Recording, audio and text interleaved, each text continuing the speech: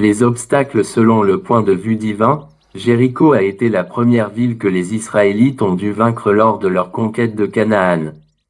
En envoyant 2 espions en reconnaissance, Josué ne se rendait probablement pas compte qu'il entreverrait l'œuvre que Dieu accomplit en arrière-scène. Le Seigneur désire que nous voyions tous les obstacles en fonction de sa force et de ses ressources illimitées.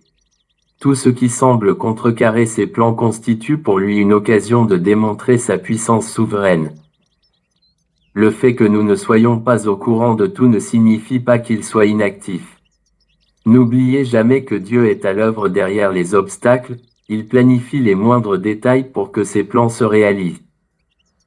À leur retour, les espions ont appris à Josué que les habitants de Jéricho étaient morts de peur. Ayant entendu parler de la délivrance des Juifs en Égypte et du retrait de la mer Rouge, ils ont eu peur de Dieu. La scène était prête pour la conquête, pourtant, à ce moment-là, Josué n'avait rien fait. Parfois, nous croyons devoir prendre part à la solution de notre problème, mais Dieu ne se limite pas quant aux personnes et aux outils à utiliser pour accomplir son plan. Dans le cas qui nous intéresse, il a choisi de susciter une peur démoralisante dans le cœur de l'ennemi. Pour les chrétiens, les obstacles majeurs ne doivent pas être synonymes de découragement. Bien que la majeure partie de l'œuvre divine soit imperceptible, nous pouvons être certains que notre Dieu agit pour que sa volonté s'accomplisse dans notre vie. Lorsque toutes les pièces du casse-tête sont assemblées, il nous fait saisir la victoire. Lisons Josué 2 versets 1 à 24, de Chittim, Josué, fils de Naoun, envoya secrètement 2 hommes chargés d'une mission de reconnaissance.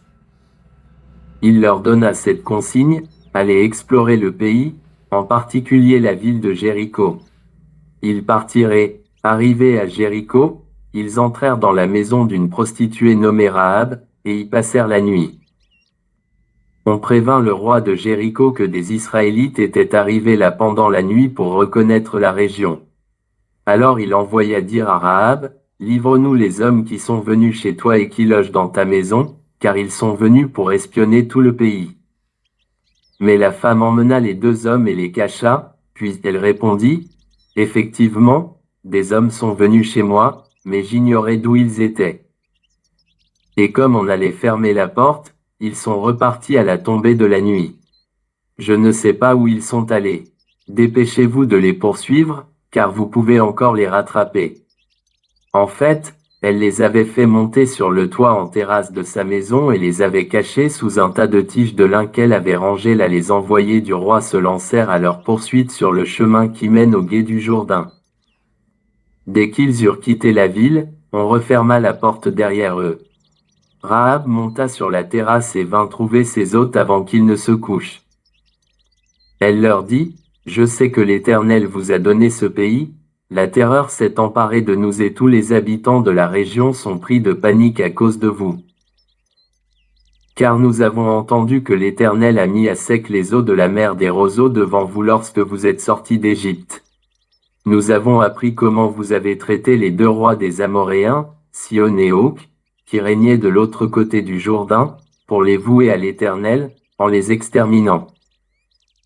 Depuis que nous avons entendu ces nouvelles, le cœur nous manque, et personne n'a plus le courage de vous tenir tête. En effet, c'est l'Éternel votre Dieu qui est Dieu, en haut dans le ciel et ici-bas sur la terre. Maintenant, je vous prie, jurez-moi par le nom de l'Éternel qu'en reconnaissance pour la bonté que je vous ai témoignée, vous aussi vous traiterez ma famille avec la même bonté, et donnez-moi un gage certain que vous laisserez la vie sauve à mon père, à ma mère, à mes frères et sœurs, et à tous les membres de leur famille, et que vous empêcherez que nous soyons mis à mort. Les 2 hommes lui répondirent, notre vie répondra de la vôtre pourvu que tu gardes le secret de cet engagement entre nous. Lorsque l'Éternel nous donnera ce pays, nous serons fidèles à notre promesse et nous te traiterons avec bonté. La maison de Rahab était construite dans le mur même des remparts de la ville, et elle habitait ainsi sur le rempart. Ainsi elle put faire descendre les 2 hommes par la fenêtre au moyen d'une corde. Dirigez-vous vers les collines, leur recommanda-t-elle, pour échapper à ceux qui vous poursuivent, et cachez-vous là pendant 3 jours jusqu'à ce qu'ils soient de retour. Après cela, vous pourrez reprendre votre route. Les deux hommes lui dirent, Voici de quelle manière nous allons nous acquitter du serment que tu nous as fait prêter. Lorsque nous serons entrés dans ton pays, attache ce cordon rouge à la fenêtre par laquelle tu nous fais descendre, puis réunis dans ta maison ton père, ta mère, tes frères et toute ta famille. Si l'un d'eux franchit la porte de ta maison pour aller dehors, il sera seul responsable de sa mort, nous en serons innocents. Par contre, si l'on porte la main sur l'un de ceux qui seront avec toi dans la maison, c'est nous qui porterons la responsabilité de sa mort. Toutefois, si tu divulgues cet engagement entre nous, nous serons dégagés du serment que tu nous as fait prononcer. Elle répondit, D'accord, que les choses soient comme vous l'avez dit. Puis elle les fit partir et ils s'en allèrent.